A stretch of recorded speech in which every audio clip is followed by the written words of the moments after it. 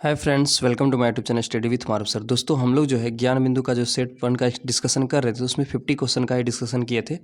आज उससे आगे हम लोग 51 से लेकर 75 तक क्वेश्चन का डिस्कशन करेंगे, क्योंकि एक साथ ज़्यादा क्वेश्चन का डिस्कशन करने पर वीडियो जो बहुत ज़्यादा लंबा हो जाता है, जिससे देखने आप लोग को बोर फील होता होगा। तो दोस्तों चलिए देखते हैं आज का पहला क्वेश्चन। आपका पहला क्वेश्चन आज का कि निम्न में से कौन सी प्रार्थना समाज की मांग नहीं थी। प्रार्थना समाज जो थी, तो जिसका कौन सा चारों में से है जो जिसका मांग प्रार्थना समाज में नहीं थी, तो ऐसा ऑप्शन सी है आपके। लड़के एवं लड़कियों की विवाह आयु में वृद्धि करना, ये प्रार्थना समाज की मांग नहीं थी। बाकी स्त्री का शिक्षा, विधवा पुनर्विवाह और स्पृश्यता की समाप्ति, इन सभी का जो है प्रार्थना समाज के में मांग थी। चलिए देखते हैं प्रार्थना समाज से रिलेटेड कुछ फैक्ट्स को। यानी कि इसके देखिए, जहाँ से क्वेश्चन एक बार राइज हो चुका है ना, उससे ना प्रबल संभावना बन जाती है कि वहाँ से क्वेश्चन फिर दोबारा आ सकता है। तो चलिए देखते हैं प्रार्थना समाज के बारे में कि क्या क्या है, इसका स्थापना किसने किया था और कहाँ किया था। देखिए, प्रार्थना समाज की स्थापना 1867 ईस्वी में डॉक्टर आत्मारंग पांडुरंग मुंबई में किए थे, यानी बम्बई में किया था। याद रखिएगा, केशव चंद्र सेन की प्रेरणा से प्रार्थना समाज की स्थापना किए थे। ये जो स्थापना किए थे आत्मारंग पांडुरंग, और किसकी प्रेरणा से? केशव चंद्र की प्रेरणा से। 1869 ईस्वी में महादेव गोविंद रनाड़े प्रार्थना समाज के सदस्य बने, 1869 ईस्वी में।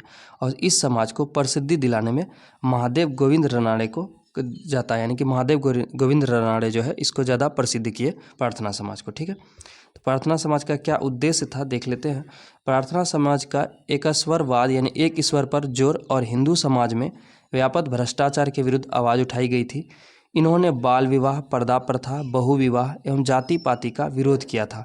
स्त्री शिक्षा एवं विधवा विवाह को प्रोत्साहित किया था। कौन? प्रार्थना समाज में। ठीक, महादेव गोविंद रनाड़े ने शिक्षा के प्रसार के लिए 1884 ईस्वी में पुणे में डेक्कन एजुकेशनल सोसाइटी की स्थापना की थी। देखिए, इसका अगर आपको पीडीएफ चाहिए तो इसका पीडीएफ आपको जो हम टेलीग्राम के चैनल पे दे देंगे। टेलीग्राम का चैनल का लिंक आपको डिस्क्रिप्शन में मिल जाएगा वीडियो का। तो दोस्तों, हम लोग पहला क्वेश्चन को देखें, तो इसमें से एक फैक्ट ये भी याद रखिएगा कि डेक्कन एजुकेशन सोसाइटी की स्थापना 1884 में कौन किए थे? महादेव गोविंद रनाड़े जी ने किए थे। चलिए आगे नेक्स्ट क्वेश्चन की ओर बढ़ते हैं। 52 के क्वेश्चन की ओर बढ़ते हैं। 52 का क्वेश्चन है, इसे देखने से पहले अगर आप चैनल पर पहली बार विजिट किए हैं या देख रहे हैं वीडियो आपका पहला है, तो चैनल को एक बार सब्सक्राइब जरूर कर लें। इसी तरह के वीडियो को हम आपको हर बार जो है क्वेश्चन लाते रहेंगे। तो चलिए देखते हैं, इस बुक का तो पहले हम पूरा कंप्लीट डिस्कशन करने वाले हैं इसी चैनल के माध्यम से। आज का दूसरा क्वेश्चन देखते हैं। भारत के लिए अमेरिका के कच्चे तेल का पहला नौ भरण शिपमेंट किस बंदरगाह पर पहुंचा? देखिए, ये तो करंट का क्वेश्चन है, 2018 का ये क्वेश्चन है, तो उस समय का करंट यानी 2017 का करंट से रिलेटेड ये क्वेश्चन है। तो कहाँ पहुँचा था? पारादीप बंदरगाह पे।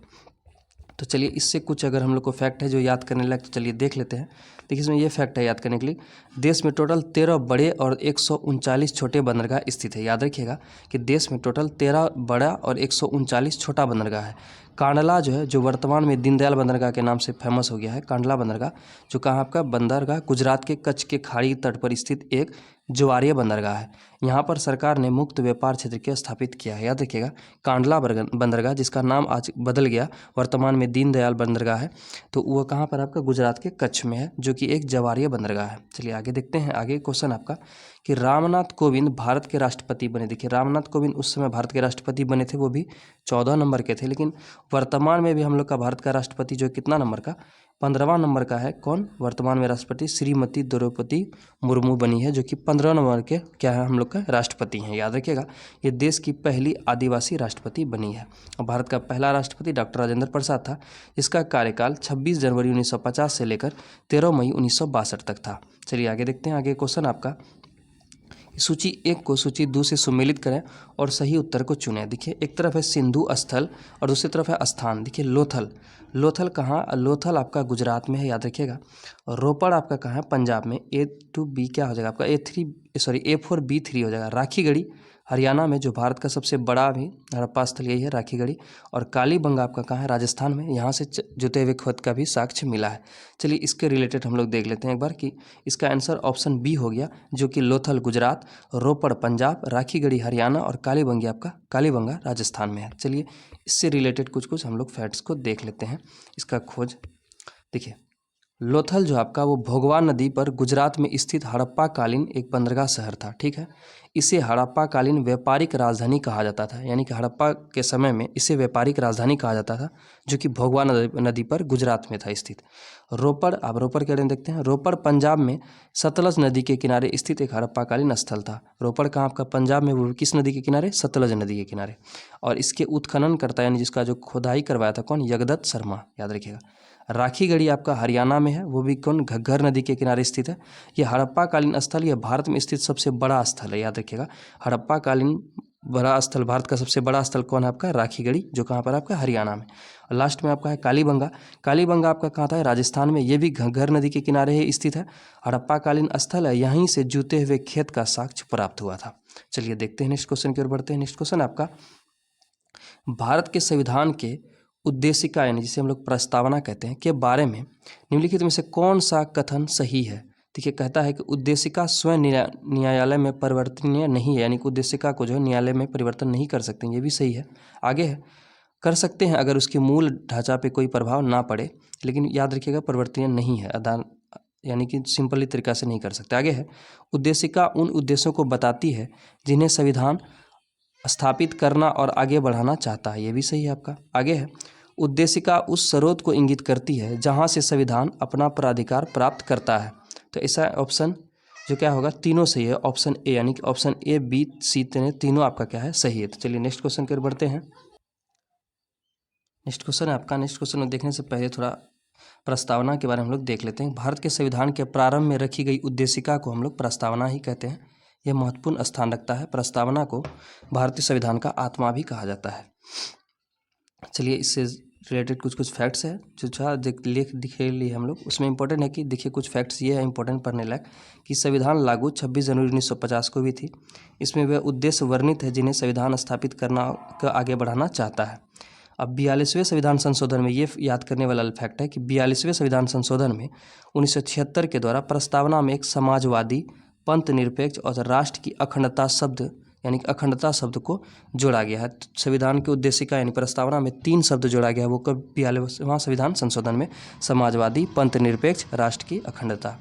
चलिए आगे देखते हैं। आगे है आपका, निम्नलिखित में से कौन सा कथन पेटेंट के संदर्भ में सही है? तो पहले हम लोग पेटेंट के बारे में जान लेते हैं, पेटेंट है क्या। देखिए, चलिए देखते हैं कौन कौन कथन इसके बारे में जो सही नहीं है। देखिए, सही नहीं है। पेटेंट एक विशिष्ट प्रकार का अधिकार है जो किसी आविष्कार, कोई उत्पादन या प्रक्रिया जो किसी कार्य को नए तरीके से करना है के लिए प्रदान किया। देखिए, पेटेंट जो है एक विशिष्ट प्रकार का अधिकार है, जब कोई नया आविष्कार या उत्पादन होता है उसे दिया जाता है। ये भी क्या है? सही है। हम लोग को चूज करना है कौन सही नहीं है। आगे है, पेटेंट अपने मालिक को उसके आविष्कार की सुरक्षा प्रदान करता है। ये भी सही है। आगे है कि वह अनंत समय के लिए लिया जाता है। नहीं, ये गलत है, ये 20 वर्ष के लिए ही लिया जाता है। पेटेंट अवधि 20 साल का होता है। तो यही मेरा ऑप्शन क्या था?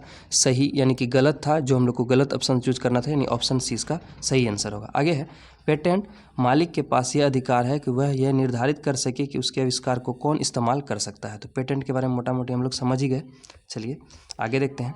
और पेटेंट जो है भारत में अधिनियम 1970 में बना और इसे 1972 से लागू किया है पेटेंट नियम। पेटेंट नियम एक तरह का क्या है, याद रखिए मोटा मोटी, कि अगर कोई ये चीज़ आप नया आविष्कार करते हैं तो उसके लिए आपको एक सुरक्षा मिलना, या कोई आपका कॉपीराइट ना ले ले, कोई कुछ ना कर दे, तो उसके लिए आपको पेटेंट दिया जाता है। चलिए आगे है, ब्रह्मपुत्र नदी अपने स्रोत से लेकर डेल्टा तक गुजरती है। देखिए, चीन, भारत और बांग्लादेश, यानी ब्रह्मपुत्र नदी जो आपका चीन, भारत एवं बांग्लादेश से होकर गुजरती है। तो यहाँ इसका आंसर ऑप्शन सी, तिब्बत, चीन और भारत बांग्लादेश से विस्तृत है। चलिए हम लोग ब्रह्मपुत्र नदी के बारे में कुछ कुछ देखते हैं। ब्रह्मपुत्र नदी में है क्या, एक चीज़ याद करने लायक कि लोहित एवं दिहांग नदी, जो कि ब्रह्मपुत्र नदी की क्या है, सहायक नदी है। संगम पर जब दोनों नदी मिलती है, लोहित और दिहांग, तो वहाँ पर बना भारत का सबसे बड़ा नदी द्वीप, जिसे हम लोग मांजुली कहते हैं, जो कि कहाँ पर है, असम में है। यानी कि मांजुली द्वीप जो असम में बनी है, जो नदी द्वीप सबसे बड़ा नदी द्वीप है, वो कौन से नदी के संगम से बनी है? लोहित एवं दिहांग नदी के संगम से। ठीक है। ब्रह्मपुत्र नदी को तिब्बत में तांग्सपो नदी कहते हैं, तिब्बत में इसे तांग्सपो कहते हैं, जिसका अर्थ होता है शोधक। याद रखिएगा, अलग अलग जगह ब्रह्मपुत्र नदी को अलग अलग नाम से पुकारा जाता है। तो ब्रह्मपुत्र को इसमें तिब्बत में आपका क्या कहा गया? तांग्सपो। आगे देखते हैं। आगे है कि अरुणाचल प्रदेश में ये प्रवेश करती है जब, तो इसे दिबांग के नाम से जाना जाता है। देखिए, अरुणाचल प्रदेश में इसी नदी को दिबांग नदी के नाम से जाना जाता है। इसके बाद आपका क्या है, असम घाटी में जब प्रवेश करती है तो इसे ब्रह्मपुत्र कहलाती है। जब ब्रह्मपुत्र इसका नाम कहाँ पड़ता है, जब असम की घाटी में ये प्रवेश करती है। और बांग्लादेश में इसे जमुना के नाम से जाना जाता है। बांग्लादेश में कौन नदी के नाम से जाना जाता है, जमुना नदी के नाम से जाना जाता है, जमुना। आगे देखते हैं नेक्स्ट क्वेश्चन आपका, निम्नलिखित में से कौन सा देश भारत के साथ सीमा नहीं लगाता है।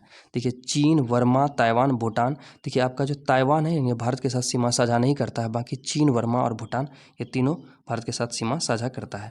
चलिए कुछ देख लेते हैं हम लोग, फैक्ट्स है जो कि हम लोग को याद करना चाहिए इस क्वेश्चन से। जैसे चीन से लगने वाले भारत राज्य या केंद्र शासित प्रदेश। देखिए चीन से भारत का एक केंद्र शासित प्रदेश लगता है जो लद्दाख है आपका, बाकी राज्य आपका हिमाचल प्रदेश, उत्तराखंड, सिक्किम, अरुणाचल प्रदेश, ये तीनों राज्य जो आपका चीन से लगता है। और चीन और भारत को अलग करने वाली रेखा का नाम क्या आपका, मैकमोहन रेखा है, याद रखिएगा। आगे है म्यांमार से लगने वाली भारत राज्य सीमा, यानी म्यांमार जो है आपका जानते होंगे ये भारत का ही अंग था, जो भारत सरकार अधिनियम 1935 के तहत इसे अलग किया गया था। तो आपको कौन कौन सा राज्य जिसके साथ सीमा साझा करता है, आपका अरुणाचल प्रदेश, नागालैंड, मिजोरम, मणिपुर आदि, ये सभी राज्य जो है म्यांमार से सीमा साझा करता है। आगे है भूटान से लगने वाले, भूटान के साथ भी सीमा साझा करता है, कौन सा राज्य लगता है, पश्चिम बंगाल, सिक्किम, अरुणाचल प्रदेश और असम जो है ये भूटान से भी लगता है। तो देखिए अरुणाचल प्रदेश जो है ना किससे किससे किया, चीन से भी सीमा साझा करता है, भूटान से भी करता है और आपका म्यांमार से भी करता है। अंडमान और निकोबार द्वीप, थाईलैंड जो है वो इंडोनेशिया के साथ, थाईलैंड और इंडोनेशिया के साथ समुद्री सीमा साझा करता है। अंडमान निकोबार जो है वो जो है थाईलैंड और इंडोनेशिया के साथ तो स्थलीय सीमा तो नहीं बल्कि समुद्री सीमा साझा करता है। चलिए आगे देखते हैं, आगे है 59 नंबर क्वेश्चन, यूनेस्को का डायरेक्टर जनरल कौन है। देखिए यूनेस्को का डायरेक्टर जनरल जो है अभी कौन है आपका, आंद्रे ओजेल, जो कि अभी यूनेस्को का वर्तमान यानी अभी तक जो है 2017 में ही बना है और अभी तक फ्रांस देश का है ये, अभी तक उसका डायरेक्टर जनरल है यूनेस्को का। चलिए यूनेस्को के बारे में हम लोग कुछ देख लेते हैं जो याद करने फैक्ट है। यूनेस्को राष्ट्रीय शैक्षिक वैज्ञानिक एवं, यूनेस्को का फुल फॉर्म है यानी हिंदी में संयुक्त राष्ट्र शैक्षिक वैज्ञानिक एवं सांस्कृतिक संगठन, ठीक है। ये संयुक्त राष्ट्र की एक विशेष एजेंसी है। यह शिक्षा, विज्ञान, संस्कृति के क्षेत्र में अंतर्राष्ट्रीय सहयोग के माध्यम से शांति स्थापित करने का प्रयास करती है, ये यूनेस्को का काम है। और यूनेस्को का मुख्यालय आपका कहाँ है, पेरिस में है। विश्व में इसके 50 से अधिक क्षेत्रीय कार्यालय हैं और इसकी स्थापना कब हुई थी यूनेस्को का, 16 नवंबर 1945 ईस्वी को, और इसमें भी टोटल 193 देश हैं। तो चलिए देखते हैं यूनेस्को का क्या क्या मुख्य उद्देश्य है, उसको देख लेते हैं। यूनेस्को का मुख्य उद्देश्य ये है कि सभी के लिए गुणवत्तापूर्ण शिक्षा, उन्हें उम्र भर सीखने हेतु प्रेरित करना, ये एक उद्देश्य है। दूसरा है सतत विकास के लिए नीति एवं विज्ञान संबंधी ज्ञान का उपयोग कराना, उभरती सामाजिक नैतिक चुनौतियों को संबोधित करना, सांस्कृतिक विविधता, परस्पर संवाद, शांति की प्रवृत्ति को प्रोत्साहित करना, संचार एवं सूचना के माध्यम से समावेशी ज्ञान से युक्त समाज का निर्माण करना। देखिए दोस्तों अभी तो हम पढ़ देते हैं, अगर आपको फिर भी अलग अलग से यानी कि रुक रुक के आराम से पढ़ना है तो इसका वीडियो जो आपको PDF जो आपको टेलीग्राम के चैनल पे मिल जाएगा। अगर आप चैनल पे पहली बार विजिट करें तो चैनल को एक बार लाइक कर लें, सब्सक्राइब कर लें। और देखते हैं आगे क्वेश्चन आपका, किस राजनीतिक ने द कोलिशन ईयर्स 1996 से 2012 नामक पुस्तक लिखी, यानी 1996 से लेकर 2012 तक द कोलिशन ईयर्स पुस्तक कौन लिखा है, तो प्रणब मुखर्जी लिखे हैं, जो कि भारत के 13वें क्या थे आपका राष्ट्रपति थे, याद रखिएगा। इसके बाद कोविंद बने थे और उसके बाद अभी कौन है 15वां आपका द्रौपदी मुर्मू। चलिए आगे देखते हैं इससे रिलेटेड कुछ चीज़ हो जो हम लोग को काम में है। देखिए ये है कि मनमोहन सिंह एक अर्थशास्त्री हैं जिन्होंने भारत के प्रधानमंत्री के रूप में 2 कार्यकाल यानी 2014 से लेकर 2004 से लेकर 2014 तक संभाला, ठीक है। चेंजिंग इंडिया नामक मनमोहन द्वारा लिखी पुस्तक है, याद रखिएगा। चेंजिंग इंडिया मनमोहन सिंह द्वारा लिखित एक पुस्तक है। अगर क्वेश्चन आ जाए कि मनमोहन सिंह द्वारा लिखित पुस्तक का नाम क्या है तो चेंजिंग इंडिया। मोहम्मद हामिद अंसारी ये जो है 12वें उपराष्ट्रपति चुने गए थे और वर्तमान में हम लोग का उपराष्ट्रपति कौन है आपका जगदीप धनखड़, याद रखिएगा। भारतीय अल्पसंख्यक आयोग के भूतपूर्व अध्यक्ष भी यही थे मोहम्मद अंसारी। वे एक शिक्षाविद और तथा प्रमुख राजनेता थे और इसका बुक का नाम क्या था, by many a happy accident, recollections of our life, Mohammad Ansari की आत्मकथा है। चलिए आगे देखते हैं। वेंकैया नायडू भारत के 13वें उपराष्ट्रपति थे, ठीक। यानी इसके बाद यानी कि हामिद अंसारी के बाद कौन बने थे, वेंकैया नायडू। और अभी के उपराष्ट्रपति आपका कौन है, जगदीप धनखड़, याद रखिएगा। जिनका कार्यकाल यानी वेंकैया नायडू का 2017 से 2022 तक था और इनकी पुस्तक का नाम है moving forward year in office, याद रखिएगा। ये इसका वेंकैया नायडू का क्या है आपका बुक का नाम है। चलिए आगे देखते हैं, 61 की ओर बढ़ते हैं। आगे है, लोकतंत्र के बारे में निम्न कथनों पर विचार कीजिए। लोकतंत्र के बारे में कहता है कि इनमें लोगों द्वारा निर्वाचित सरकार का गठन होता था, ये भी सही है। आगे है आपका नेक्स्ट क्वेश्चन है आपका, सॉरी नेक्स्ट ऑप्शन है आपका, लोकतंत्र में वर्तमान से सत्ताहीन लोगों का हारने की संभावना काफ़ी होती थी। आगे देखते हैं आपका, आगे है यानी ऑप्शन बी के हिसाब से देखिए, लोकतंत्र में वर्तमान में सत्तासीन लोगों के हारने की संभावना काफ़ी होती है, ये भी आपका सही है, बी भी सही है। प्रत्येक मत का मूल्य एक ही होता है, बिल्कुल सबका मूल्य, प्रति मत का जो मूल्य है ना समान होता है, किसी का भी मूल्य स्पेशल कोई वोट नहीं होता है। तो ये ऑप्शन इसका ए बी सी तीनों के आपका सही हो जाएगा। चलिए लोकतंत्र के बारे में कुछ या फैक्ट है तो देख लेते हैं। लोकतंत्र का जो है एक परिभाषा दिया था जो अब्राहम लिंकन दिए थे कि लोकतंत्र जो क्या है, जनता द्वारा जनता के लिए जनता का शासन है। ये कथन किसका है? अब्राहम लिंकन का है, याद रखिएगा। भारत लोकतंत्र दुनिया का सबसे बड़ा लोकतंत्र है, यह यहाँ की जनता अपनी सरकार को खुद चुनती है। चलिए आगे देखते हैं, आगे क्वेश्चन की ओर बढ़ते हैं, इसमें कुछ ज़्यादा इंपॉर्टेंट नहीं था। चलिए आगे है, सकल घरेलू उत्पाद को देश के रूप में परिभाषित किया, यानी सकल घरेलू उत्पाद किसे कहते हैं? देखिए ऑप्शन ए इसका सही होगा, किसी अर्थव्यवस्था में एक वर्ष में उत्पादित अंतिम वस्तु एवं सेवाएं, मतलब लास्ट में सब चीज़ हटा के कट उठ के जो उत्पाद होता है उसी को हम लोग सकल घरेलू उत्पाद कहते हैं, याद रखिएगा। ऑप्शन ए इसका करेक्ट हो जाएगा। चलिए आगे है, इसमें कुछ याद करने वाला फैक्ट ये है कि भारत का वित्तीय वर्ष जो है 1 अप्रैल से 31 मार्च तक रहता है। भारत का वित्तीय वर्ष जो है कितना से शुरू होता है? 1 अप्रैल से शुरू होता है और 31 मार्च तक रहता है, याद रखिएगा। जीडीपी में होने वाला वार्षिक प्रतिशत परिवर्तन ही अर्थव्यवस्था की वृद्धि दर होती है, यानी जीडीपी में जितना परिवर्तन होता है परसेंटेज में, वही उसका क्या हो जाता है? अर्थव्यवस्था का वृद्धि कहलाता है। चलिए आगे देखते हैं, आगे क्वेश्चन आपका 63 नंबर की ओर बढ़ते हैं। आगे है, निम्नलिखित में से कौन सी मुद्राएं स्पेशल ड्राइंग राइट यानी SDR की पेटिका में आती है? तो इसमें देखिए US डॉलर, जापानी येन, ब्रिटिश का पाउंड, चीन युआन और यूरोपीय संघ का यूरो, ये सभी क्या आता है आपका? इसमें आती है क्या? SDR में, यानी स्पेशल ड्राइंग राइट में। ऑप्शन डी इसका करेक्ट हो जाएगा। चलिए आगे देखते हैं। चले IMF जो है अंतर्राष्ट्रीय मुद्रा कोष जो है आपका, उसमें कोटा धारक देखते हैं। अमेरिका का जो परसेंटेज 17.46% है, जापान का 6.48, चीन का 6.41, भारत का 2.676% क्या है? IMF में हिस्सा है, जो भारत का 8वां स्थान है विश्व में। भारत में निम्नलिखित में से कौन सा क्षेत्र जैव विविधता का तप्त स्थल है? यानी तप्त स्थल मतलब हो गया हॉट स्पॉट, यानी कि कौन है? तो ये आपका पश्चिमी घाट है। चलिए देखते हैं हम लोग पहले तप्त स्थल होता क्या है, तभी समझ में आएगा। देखिए बताता है कि पश्चिमी घाट जो है भारत में जैव विविधता का एक तप्त स्थल है। तप्त स्थल मतलब हो गया हॉट स्पॉट, ये एरिया, ऐसा एरिया जो देखते हैं हॉट स्पॉट क्या होता है? ऐसे स्थान जहां स्थानीय एवं वैश्विक दृष्टि से प्रजातियों को समृद्धता है लेकिन आवास विनाश का संकट बना हुआ है, तप्त स्थल कहलाता है। यानी ऐसा देख लिए हम लोग, ऐसा स्थान जहाँ स्थानीय और वैश्विक दृष्टि से प्रजातियों का समृद्धता यानी सभी प्रकार का प्रजातियाँ है लेकिन आवास विनाश का संकट बना हुआ, यानी आवास का विनाश उसका होना संकट बना हुआ, यानी आवास का कोई ठिकाना न है, तो ये तप्त स्थल कहलाता है, यानी हॉट स्पॉट एरिया कहलाता है। किसी क्षेत्र की हॉट स्पॉट दर्ज प्राप्त करने के लिए, यानी किसी क्षेत्र को हॉट स्पॉट घोषित करने के लिए क्या क्या शर्तें हैं? पहला कि जाति की बहुतेयता हो, यानी जाति बहुत ज़्यादा हो, अलग अलग प्रजातियाँ हो। दूसरा है यहाँ कम से कम 0.5 या 1500 स्थानीय संवहनी पौधे हो। 70% से अधिक प्राथमिकता वनस्पतियाँ नष्ट हो चुकी हो, बिल्कुल। हॉटस्पॉट शब्दों का सर्वप्रथम प्रयोग नॉर्मन मारियर्स ब्रिटिश का जो 1988 में किया था। भारत में टोटल अभी 4 हॉटस्पॉट स्थित है, हिमालय क्षेत्र, इंडो बर्मा क्षेत्र, पश्चिमी घाट, सुंडालैंड, ये चारों जो है अभी भारत में हॉटस्पॉट बना हुआ है। हॉटस्पॉट मतलब एक तरह क्या हो गया, वहाँ के प्रजातियों का जो है क्या है, यानी संकट बना हुआ है उस पर। चलिए पश्चिमी घाट के बारे में कुछ जान लेते हैं।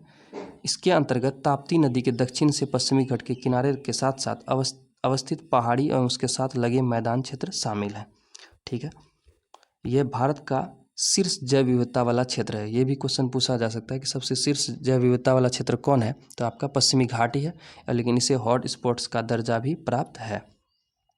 और यहाँ कहता है कि पश्चिमी घाट में बेसाल्ट एवं लेटेराइट चट्टानें पाई जाती है। पश्चिमी घाट की चट्टानें बेसाल्ट एवं लेटेराइट चट्टानें हैं और अत्यधिक यहाँ पर वर्षा होने के कारण वर्षावन तथा आर्द्र पर्णपाती वन भी पाया जाता है। कहाँ पर? पश्चिमी घाट में। ठीक है, आगे आपका कि केरल का जो साइलेंट वैली राष्ट्रीय उद्यान है, ये पश्चिमी घाट का ही हिस्सा है। पश्चिमी घाट भारत का सबसे बड़ा संरक्षित वन है। ये सभी हम लोग फैक्ट्स था इसके हिसाब से। गंगा के मैदान के हिसाब से देखते हैं। देखिए गंगा का मैदान जो है राजस्थान से लेकर उत्तर प्रदेश, बिहार एवं बंगाल तक फैला हुआ है। यहाँ पर भी अलग अलग प्रकार के जीव जंतु हैं, जैसे मुख्यतः गेंडा, घड़ियाल, ब्लैक बक, हाथी, कछुआ एवं मछलियाँ आदि जंतुओं में पाई जाती है। आगे देखते हैं, नेक्स्ट क्वेश्चन की ओर बढ़ते हैं। नेक्स्ट क्वेश्चन है आपका, कौन सा विटामिन रक्त का थक्का बनाने के लिए आवश्यक है? देखिए विटामिन के जो है आपका रक्त का थक्का बनाने के लिए आवश्यक है। और एक है कि कौन सा तत्व या कौन सा एंजाइम होता है जो कि रक्त को थक्का बनाने से रोकती है, वो हेपरिन नामक एंजाइम होता है। विटामिन ए को हम लोग फिलिकोविनोन कहते हैं। किस भाषा में? आपका वैज्ञानिक भाषा में विटामिन के का नाम क्या है? फिलिकोविनोन। शरीर में चोट लगने पर रक्त का थक्का बनने के लिए आवश्यक होता है। इस कारण से रक्त स्रावरोधी पदार्थ कहा जाता है इसे, यानी कि इसे रक्त स्रावरोधी पदार्थ भी कहा जाता है, क्योंकि ये रक्त को बहने नहीं देता है। विटामिन के आपको कहाँ से मिलेगा? हरी पत्तियाँ, टमाटर, गोभी, सोयाबीन, जिगर, अंडे के जर्दा तथा पनीर से। ठीक है, आगे है कि विटामिन ए का जो है वैज्ञानिक नाम रेटिनॉल होता है। इसकी कमी से क्या होता है? आपका रतुंधी नामक रोग होता है। विटामिन डी का जो है वैज्ञानिक नाम का कैल्सीफेरॉल होता है, याद रखिएगा। विटामिन डी का संश्लेषण जंतु खुद यानी स्वयं अपनी त्वचा कोशिकाओं में 7D हाइड्रोक्लोरेस्ट्रॉल नामक पदार्थ से करता है, और यह क्रिया सूर्य की परावैंगनिक किरणों के प्रभाव से ही होती है। यानी कि हम लोग कहते हैं कि विटामिन डी, सूर्य के किरण से कौन सा विटामिन मिलता है? तो विटामिन डी। तो विटामिन डी से जो सूर्य का प्रकाश आता है ना, उसमें एक परावैंगनिक किरणें होती है, उसकी सहायता से ये प्रक्रियाएँ होती है, तब हम लोग को विटामिन डी मिलता है। यानी 7D हाइड्रोकोलेस्ट्रॉल जब टूटता है तब हम लोग को विटामिन डी मिलता है। चलिए आगे देखते हैं। विटामिन सी का जो है वैज्ञानिक नाम एस्कॉर्बिक अम्ल है। यही एक विटामिन है जो क्या है? अम्ल यानी एसिड है। वो कौन सा विटामिन है? Vitamin C. ये खट्टे फलों में पाया जाता है। इसकी कमी से क्या होता है? आपका मसूड़ा का फूलना, स्कर्वी, अस्थियों का कमजोर होना इत्यादि बीमारी होता है। चलिए आगे देखते हैं 66 नंबर का। रेगिस्तान में यानी गर्म रेगिस्तान में तथा उनके चारों ओर पवन धूल से बनने वाली मृदा को क्या कहा जाता है? उसे लोयस का मृदा कहा जाता है, यानी लोयस का मैदान कहा जाता है, जहाँ गर्म रेगिस्तान में जो हवाएं द्वारा मिट्टी जमा होती है। ठीक है, लोयस का मैदान कहा जाता है। यह बहुत उपजाऊ होता है, याद रखिएगा। चलिए आगे देखते हैं। आगे कुछ है कि 67 नंबर का, कि निम्नलिखित में से कौन सा कथन सही है? पहला है कि 326 BC में सिकंदर ने भारत पर आक्रमण किया था। ये कथन आपका क्या है? सही है, 326 ईस्वी में ही किया था। आगे है, आम्भी यानी तक्षशिला का राजा ने सिकंदर और उसकी सेना का स्वागत किया था। जी बिल्कुल, यह तक्षशिला का राजा क्या हो गया था? सिकंदर की सेना से डर गया था पहले, तो उसने उसका आत्मसमर्पण कर दिया और सिकंदर का स्वागत किया था, सिकंदर का और सिकंदर का सेना। फिर कि सिकंदर की मृत्यु 332 BC में, यही गलत है, 323 BC में बेबीलोन में हुआ था। आपको पूछा है कौन सा कथन सी है, तो केवल 1 और 2 आपका सही है, यानी ऑप्शन सी इसका क्या होगा? करेक्ट होगा। चलिए आगे देखते हैं। सिकंदर के बारे में कुछ जानते हैं। सबसे पहली बात कि सिकंदर मकदूनिया के शासक फिलिप द्वितीय का पुत्र था, और उसके जो है गुरु का नाम क्या था? अरस्तु था। यह विश्व विजय करना चाहता था। इसे विजय अभियान के क्रम में 326 BC में भारत पर आक्रमण किया था। भारत पर आक्रमण करने के लिए अफगानिस्तान के रास्ते काबुल होते हुए हिंदुकुश पर्वत के खैबर दर्रा से होते हुए भारत आया था। अगर पूछे कि सिकंदर भारत कौन सा दर्रा से होकर आया था, तो खैबर दर्रा से होकर यह आया था, याद रखिएगा। और इस झेलम नदी के किनारे सिकंदर को पोरस का सामना करना पड़ा था, जिसमें सिकंदर ने पोरस को पराजित कर दिया था झेलम नदी पर, याद रखिएगा। सिकंदर और पोरस के युद्ध को हाइड स्पीच युद्ध कहते हैं, याद रखिएगा। सिकंदर की सेना व्यास नदी को आगे बढ़ने से इनकार कर दी थी। उसी की सेना ने भयभीत होकर तक्षशिला के शासक आम्भी जो है तक्षशिला का जो शासक था, भयभीत होकर सिकंदर से आत्मसमर्पण किया था और सिकंदर का स्वागत किया था। और सिकंदर की मृत्यु 323 BC बेबीलोन में हो गई थी। डायरिया से बहुत कम एज में इसका मृत्यु हो गया था। 68 नंबर है, इंडिया आफ्टर गांधी का आगे है आपका 68 नंबर का क्वेश्चन है, India after Gandhi the history of the world's largest democracy नामक पुस्तक के रचयिता कौन है? तो ये रामचंद्र गुहा है। ये जो है आपका क्या था? भारतीय इतिहासकार था रामचंद्र गुहा। इसी के बुक का नाम है the history of the world's largest democracy. चलिए देखते हैं इसके कुछ फैक्ट्स को। कुछ फैक्ट्स है आपका इसमें याद करने का। इसमें कुछ याद करने लायक उतना है नहीं, लेकिन देख लीजिए फिर भी। इसका जन्म जो है इसका कुछ है नहीं। चलिए आगे देखते हैं। आगे है, निम्नलिखित में से यूनेस्को के intangible culture heritage humanity from India में शामिल नहीं है, यानी कौन है जो कि हेरिटेज कल्चर सिटीज़ में शामिल नहीं है? तो 69 नंबर का आंसर सी हो जाएगा आपका। बिहू जो है असम का, जो बिहू ये फेमस नृत्य त्यौहार है असम का, ये जो है आपका क्या है? इंटिजिबल कल्चर हेरिटेज में शामिल नहीं है। तो चलिए आगे देखते हैं। आगे है भारत में भी कुल 14 अमूर्त सांस्कृतिक धरोहर है जो कि भाई इसमें शामिल है, यूनेस्को में। याद रखिएगा, भारत में टोटल हेरिटेज में कौन शामिल है? कल्चरल हेरिटेज में 14 अमूर्त संस्कृति है, जिसमें कि आपका हो जाएगा रामायण का पारंपरिक प्रदर्शन, कुटायम संस्कृति, और आपका पश्चिम बंगाल का क्या हो जाएगा, दुर्गा पूजा, ये सभी इसका है शामिल है।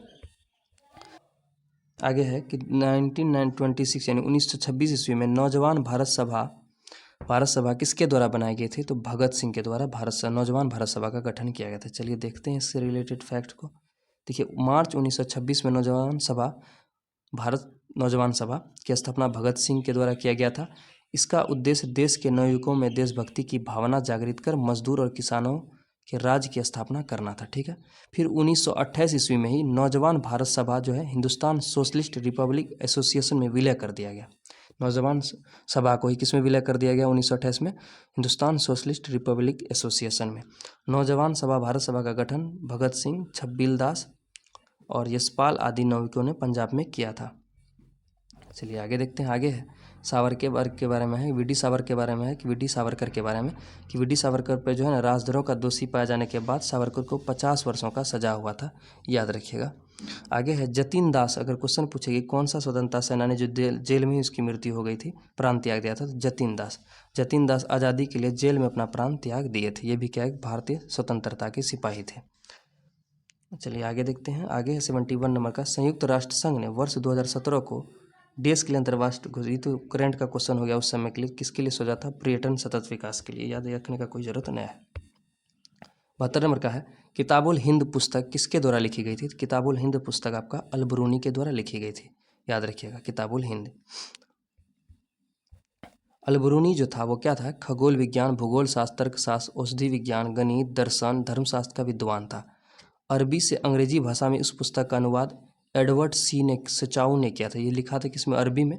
उसका अंग्रेजी में अनुवाद कौन किया था? एडवर्ड सी सचाऊ ने अल-बरूनी इंडिया नामक बुक में किया था। An account of the religion नाम से किया था।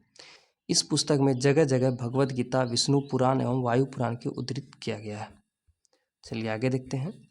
नेक्स्ट क्वेश्चन है आपका, नेक्स्ट क्वेश्चन है 73 नंबर का, फरवरी 2017 में किस बैंक को भारत रिजर्व, ये भी आपका क्या है? करंट से रिलेटेड बैंक क्वेश्चन है। ये भी क्या होगा? इक्वाटिस लघु वित्त बैंक। ये तो याद करने की जरूरत नहीं है। आगे है धारणीय विकास की संकल्पना किससे संबंधित है? धारणीय विकास की संकल्पना जो आपकी संकल्पना अंतरपीढ़ीय साम्य से संबंधित है। आगे देखते हैं 75 नंबर का, जो कि इस टॉपिक का लास्ट क्वेश्चन होगा इस वीडियो का। उसके बाद हम लोग फिर 25 क्वेश्चन का नेक्स्ट वीडियो में डिस्कशन करेंगे। दोस्तों अगर अभी तक आप वीडियो को देख रहे हैं तो वीडियो को एक बार जरूर लाइक कर दें और चैनल को सब्सक्राइब कर दें। चलिए आगे है ब्रह्मचर्य, यानी कि ऑप्शन है आपके सामने। ब्रह्मचर्य का एज कब तक होता है? ब्रह्मचर्य का एज जो है आपका जन्म से 25 वर्ष, गृहस्थ 25 से 50, वानप्रस्थ 50 से 75 और संन्यास का एज आपका 75 से 100 वर्ष तक है। तो दोस्तों हम लोग टोटल 25 क्वेश्चन का डिस्कशन कर लिए हैं और 25 क्वेश्चन का जो इस सेट का बचा हुआ है उसका हम लोग नेक्स्ट वीडियो में डिस्कशन करेंगे। तो मिलते हैं आपको नेक्स्ट वीडियो में, तब तक के लिए धन्यवाद।